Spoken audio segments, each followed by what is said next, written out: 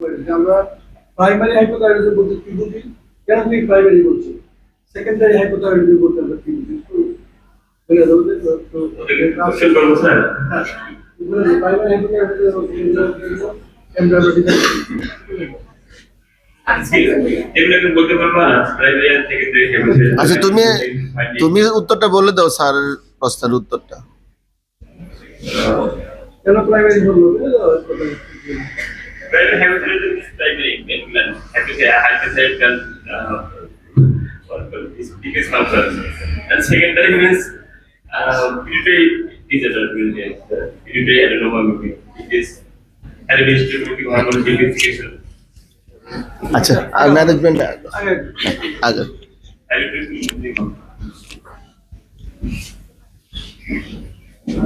So management is general management, patient education, sun exposure, weight retention, patient is overweight also.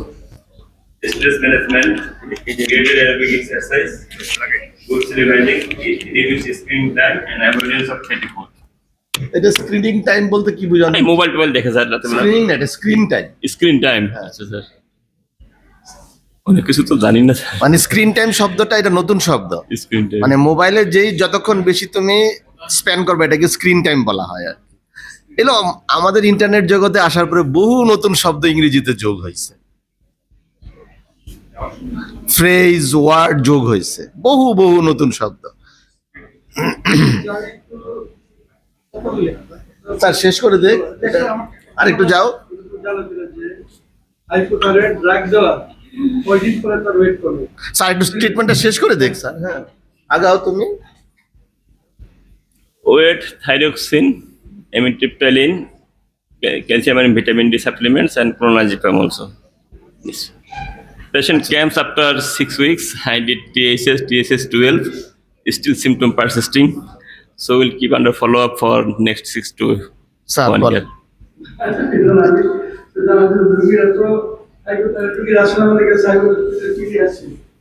কিচ্ছু ভালো লাগে না, সারাদিন দুবাই ইচ্ছে করে, শরীর মনে চলে না, শরীর একটু দুর্বল, শরীর ব্যথা। আমরা যে ওষুধ দিয়ে দিই তাকে থাইরয়েড দেওয়ার পরে কতদিন পরে দিলে তার সিমটম মিলিয়ে যায়, তার শরীরটা ভালো লাগবে, ওজনটা কমে যাবে, তার পেরিকার্ডিয়াল বিষয়টা কমে যাবে। এই যে কতদিন পরে কোনো ডিভিশন বেড়ে আসবে, কতদিন পরে হয় কত প্রায় কতদিন পরে ওষুধ দেওয়া। রুগী জানতে চাবে না, রুগী তো চাই যে আমি ওষুধটা মাসবে আমি ভালো হতে চাই, তাই না? প্রত্যেক রুগী কি করে স্যার ওষুধ দিতে পারে কি আমি যেটা তাড়াতাড়ি ভালো রুগী কি বলবো কি করে রুগী এই সমস্ত সিমটম গুলি তো সাবস্ক্রাইব করবে, তো যে ওষুধ ভালো কিছু করলে পার কতদিন পরে হ্যাঁ মনে করেন রুগী নিয়ে আসছে পেরিকার্ডিয়াল বিষয় হাইপোথাইরয়েডিজম, এগুলি কতদিন পরে এই বিষয় সাবস্ক্রাইব করবে। বলবানো করে যাতে ওষুধ দিলাম আপনার কিন্তু ভালো টাইম হয়ে গেছে, তাহলে অ্যান্টিবায়োটিক দেওয়ার কদিন পরে তার দল ইনজেকশন সাবস্ক্রাইব করতে হবে করে কতদিনে দেওয়া করবে কবে টাইমটা কদিন পরে কবে ওষুধ দিলে পরে একবার টাইম দিলাম থাইরয়েড সিম্পটম সাবস্ক্রাইব করতে কতদিন লাগে? 3 মাস লাগবে। 3 মাস পরে তুমি কেমন হয়ে যাবে? একবার ইন্ডিয়ান নাই তৈরি করো, তাহলে তুমি খাও, তুমি 3 মাস পরে কি হবে? ইন্ডিয়ান নাই বোম্বে নাই হবে, তুমি 3 মাস পর নামাবার আসবা তোমাদের তোমার ওয়েট ছিল কই ওয়েট লেগেছিল তো সত্যি, হ্যাঁ ড্রাগ খেলতে সময় লাগে। স্যার আপনার পছন্দের নায়িকার নাম কি? আচ্ছা, এখানে এখন ইদানিং কালে দেখতেছি, আগে থাইরয়েড সকালে খালি পেটে খাওয়ানো চাই, এখানে রাতে দেওয়া হলো। এখন আমরাও দেখি যে সকালে দিয়ে আবার রাত্রেবেলা 7 দিন মানে কন্টিনিউয়াস দেয় না, মাঝখানে ব্রেক দেয়। এই ফ্যালাসিটা আমি তো জানতে চাই, ইদানিং কালে এই জিনিসটা শুরু এটা ব্রেকটা মনে হয় ডোজ অ্যাডজাস্টমেন্টের জন্য দেখা যাচ্ছে আমরা একেবারে বেশি কমাইতে পারি না, তখন হয়তো একদিন ব্রেক দিলাম। না, রাত্রে দিলা কেন এটা আমাকে রাতে দিলাম স্যার, এটা আমি জানি না। এটা আমি একটু জানতে চাই আসলে কি সম্ভব দেওয়া যায় লোকেরা কিন্তু আমিও আগে রাতে দিতাম, এখন তো দেখছি সকালে খালি পেটে খেতে হবে, এটা কিন্তু লোকেরা জিজ্ঞাসা করে। স্যার বলুন, স্যার আছেন। আচ্ছা, এটা খুবই গুরুত্বপূর্ণ একটা প্রশ্ন এবং সবারই জানা উচিত। Thyroid hormone has got strong food bindings. So যদি ফুড রিলেশনের সাথে আমরা ডিফারেন্সটা না রাখি, তাহলে the variability of the drug absorption will be occurred, then we may not get desired effect. This is particularly very important for pregnancy because the fetal development is so rapid if mother is hypothyroid and the variability of the drug যদি থাকে তাহলে fetal development-এ অনেক সমস্যা হবে. So pertinently it must be given within 1 hour of meal. It must be in empty stomach. কথাটা খালি পেটে খাবেন শুধু এই কথাটা লিখলে হবে না। আমি নাস্তা করব 5 মিনিট পরে, 5 মিনিট আগে ড্রাগটা খাইলাম, খাওয়ার পর পরে আমি 5 মিনিট পরে খাবার খেলাম, এটা কি আমার আসলে খালি পেট হইল? হ্যাঁ, কথা কিন্তু ঠিকই আছে, আমি খালি পেটেই ওষুধ খাইছি, কিন্তু আমি যেই কারণে খালি পেটে ওষুধ খাবো সেই কারণটা কি এলিমিনেট হবে? হবে না, কারণ একটু পরেই তো খাবারের সাথে সে মিশে যাবে। কারণ খাবার অঙ্ক 3-4 ঘন্টা আমাদের পেটে থাকবে। আমরা খাওয়ার পরে খাবার কতক্ষণ পেটে থাকে? যদি আমি শুধু কার্বোহাইড্রেট খাই এটা 2 ঘন্টা থাকবে, যদি প্রোটিন খাই 4 ঘন্টা থাকবে, যদি ফ্যাট প্রিডমিনেন্ট খাবার খাই এটা 6 থেকে 8 ঘন্টা থাকবে। এই জন্য বিরিয়ানি খাইলে আমাদের কিন্তু ক্ষুধা লাগে অনেক পরে, because it is more fat.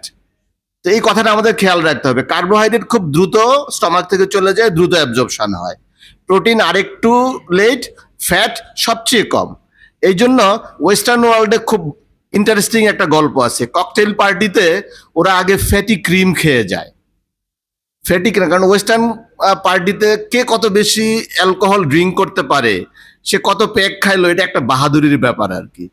তো এখন দুইজনে 4 কাপ খেয়ে ফ্ল্যাট হয়ে গেল, তার আর যে 10 কাপ খায় ফ্ল্যাট হইলো, তার সমাজের ডিমান্ড এক না। সো সে করে কি ফ্যাটি ক্রিম খাওয়া যায়, কারণ ফ্যাট অ্যাবজর্পশন যেহেতু ডিলেট করে স্টমাক এমপ্টিং, এই কাহিনী তারা আগে থেকেই জানে। এটা ইন্টারেস্টিং, এটা ডেভিডসনেই আছে এই কথাটা। হ্যাঁ, ঠিক আছে। সো এই কথাটা খেয়াল রাখতে হবে। তাহলে আমরা যদি পারফেক্টলি একটা continuous trough concentration, that means blood concentration of thyroxine hormone রাখতে চাই, তাহলে ইট must be given in a single time, must be in a single time, best in the morning, at least 1 hour before breakfast. So the drug will be released from the stomach and it is enter into the systemic circulation. So এটা একটা adult মানুষের জন্য এটা সমস্যা খুব বেশি না, যে একটু ভেরিয়েবিলিটি, কিন্তু মাইন্ড ইট একটা হাইপোথাইরয়েড মাদারের জন্য এটা সাংঘাতিক সমস্যা। আমি ওষুধ খাচ্ছে, সবই খাচ্ছে, but baby maybe creatine because of the variable drug.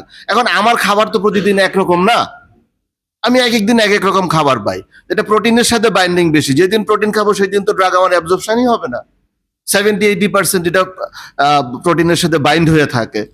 So এটা হলো খুবই মেটিকুলাস। সো যদি আমরা এইভাবে দেই এটা ভেরিয়েবল হবে, ভেরিয়েবল করা যাবে না এটা। আর ম্যাডাম আরেকটা কথা বলছিল যে একটা দেওয়া হয়, একটা লেজার পিরিয়ড দেওয়া হয়।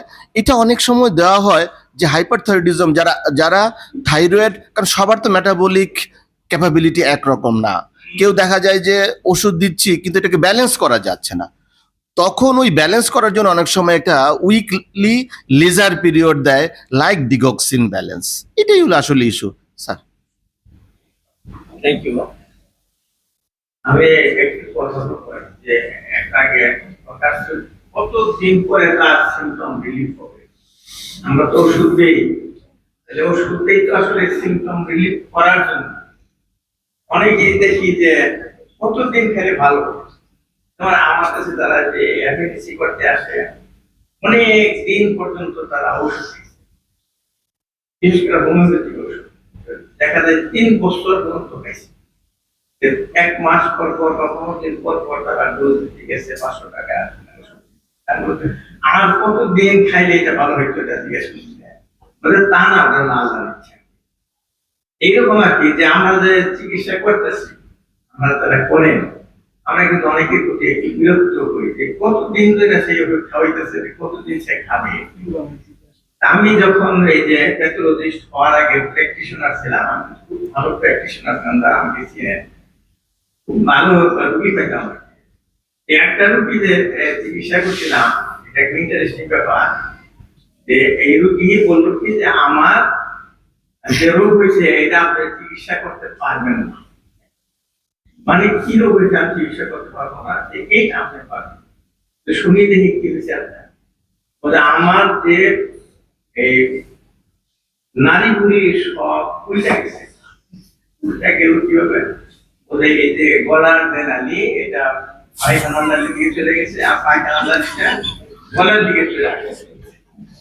এটা আসতে হবে, বলে এটা আমি উল্টা জিকির করছিলাম, পীরের কাছে গেছিলাম, তো পীরের সবটা দিয়ে দিছে। এটা আমি ঠিক মতো উচ্চারণ না করে আমি ভুল উচ্চারণ করছি। তারপরে আমার তো সব নারী বের উল্টে গেল। তারপরে আবার গেলাম 1 মাস পরে, বলে তুমি তো উল্টা জিকির করছো, সব উল্টা ভাবে হয়ে গেছে। এখন আমি বললাম যে এটা আমি পারবো না, এই কথা কেন বললেন? আমার কাছে কি ওষুধ নাই? এটা বলে এটা কি ডাক্তারি ওষুধ আছে? মানে আছে আমার কাছে। তখন মাত্র এই মেডিকেলের ভিতরে সরকারি মেডিকেল আমি বললাম যে আছে তো, পারবেন? হ্যাঁ, ওষুধ আছে আমার কাছে। এখন চিকিৎসা করতে পারবো। কতদিন লাগবে? বললো যে আমি আপনার টার্গেট দেবো 1 মাস। 1 মাসে আপনার পায়খানার রাস্তাটা উপরে উঠে আসবে, উঠে গিয়ে ঠিক হয়। তবে এটা 1 মাস সময় লাগবে, মাত্র 3 দিন পর পর এসে রিপোর্ট করতে। আমি এন্টিবায়োটিক ওষুধ একটা দিলাম, দেওয়ার পরে বললাম যে 3 দিন পর পরে আমাকে তাহলে কত ডিগ্রি আমি ঘুরি মতো শিখেছিলাম, কত ডিগ্রি এটা বললো আর কি আমাকে জানাইতে হবে। পরে সংক্ষেপে বলতেছি, 3 দিন পরে আসলো, পরে মন্ত্রটা শুনলাম, বললো যে হ্যাঁ এইরকম মনে হচ্ছে এই পর্যন্ত আসে। এরকম করতে করতে 3 দিন পর পরে সে আসে, এবং আমি সাকসেস করি তাকে 100% এই পায়খানা রাস্তা থেকে ঘুরে দেওয়া। And 3 দিন পর ভিজিট দিছে কিনা স্যার?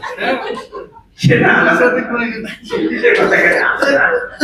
এটা যে সাকসেসফুলি ঘুরেছিলাম আমি এন্টিডিপ্রেসিভ ড্রাগ দিয়ে, এটা হয়েছিল কি, এবং এইভাবে চিকিৎসা করতে হবে। আমি একটা টার্গেট দিত, আমি খাওয়াই যেত আল্লাহ আর বলেছি সব ডাক্তার খাওয়াইলাম কোনো ডাক্তার বলেন এটা টার্গেট দিত এতদিন করে। ধন্যবাদ। Thank you sir. আরেকটা খুব গুরুত্বপূর্ণ thyroid treatment related, dose escalation. এখানে অনেক সময়ই আমরা কিন্তু থাইরয়েড হাইপোথাইরয়েড পেশেন্টদেরকে যতটুকু রিকোয়ার্ড ডোজ সেটা দিতে পারি না। ইউজুয়ালি রিকোয়ার্ড ডোজ হলো 1.2 না 1.6 microgram per KG body weight, 1.6। কিন্তু এটা অনেক সময় আমরা দিতে পারি না, বিকজ আমাদের হাইপোথাইরয়েডিজমে কি হয়, ঠিক তোমরা একটা সাপের হাইবারনেশনের কথা চিন্তা করো। শীতকালে একটা সাপ 6 মাস না খেয়ে বেঁচে থাকে কিভাবে? বরফের দেশগুলোর কথা চিন্তা করো, সাপগুলো তো শুধু সামারে খায়, কিন্তু বরফ পড়ে গেলে কি করে? তারা গর্তে চলে যায়, হাইবারনেশনে থাকে, 6 মাস 7 মাস খায় না, বেঁচে থাকে কিভাবে? ওরা মেটাবলিজমকে স্লো করে দেয়, এত ভেরি লো এনার্জি খরচ করে এটা ওইভাবে তারা মেটাবলিজম স্লো করে দেয়।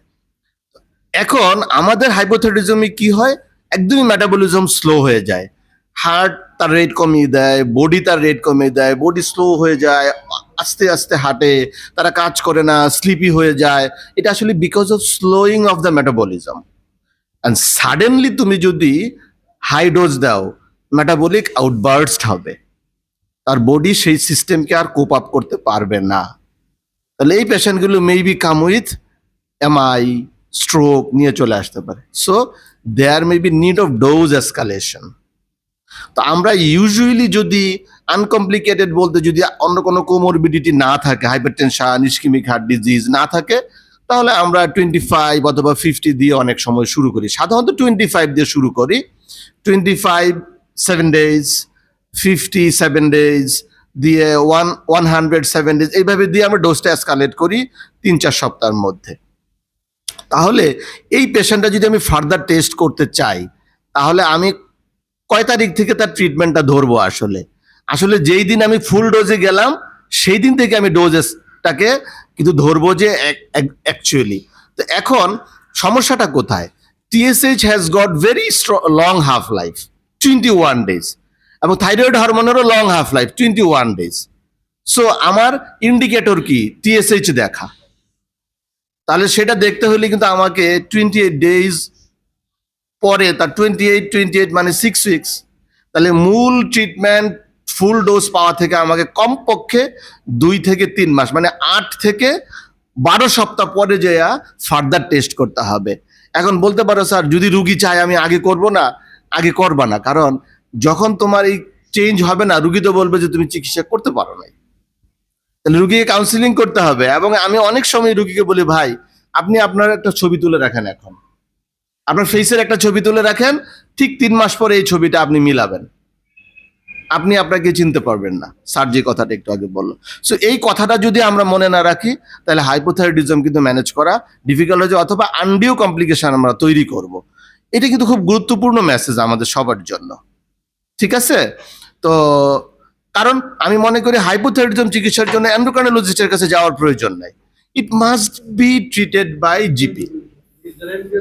ইয়েস, এটা তোমাদের ম্যানেজ করতে পারতে হবে। হ্যাঁ, অল্প রেঞ্জ টিএসএস 100 হলে ওরা করবে না অবশ্যই করবে ম্যাডাম, যদি কোনো কমপ্লিকেশন না থাকে। এরপরে ট্রিটমেন্ট যদি তারা সাফিসিয়েন্ট রেসপন্স না পায়, দেন রেফার টু এন্ডোক্রাইনোলজিস্ট। এখন কিন্তু প্রচুর মোর দেন 100 আসে। আসো, কোনো সমস্যা নেই, কোনো সমস্যা নেই। ডিফিকাল্ট কেস না থাকলে দরকার নাই, they can start the management, they can start the management. একটা কোশ্চেন উত্তর জানবো যে কোশ্চেন করে বলতে কয়েকটা ড্রাগের নাম বলি, যেটা ইনক্রিমেন্টাল ডোজ কম থেকে শুরু করে আস্তে আস্তে বাড়াইতে হবে। কয়েকটা ড্রাগের নাম বলো যে ডিক্রিমেন্টাল ডোজ করা হয়, হাই দিয়ে শুরু করি পরবর্তী আসে, এগুলো খুব তুমি জানতে হবে, জানা দরকার। এইটার উল্টাটাই তো বলো না কেন? ডিক্রিমেন্টাল ডোজ বেশি ডোজ শুরু করে আস্তে আস্তে কমায়। আমরা হাইপারথাইরয়েডিজমে কি করি? প্রথমে হাই ডোজ দেই, একেবারে 60 মিলিগ্রাম 45 মিলিগ্রাম দেই, দিয়ে প্রতি 3 সপ্তাহে একটু করে কমায় নিয়ে আসি। 3 সপ্তাহ কেন? ওই হিসাব হাফ লাইফ, 3 সপ্তাহ মানে ওই হাফ লাইফের হিসাব।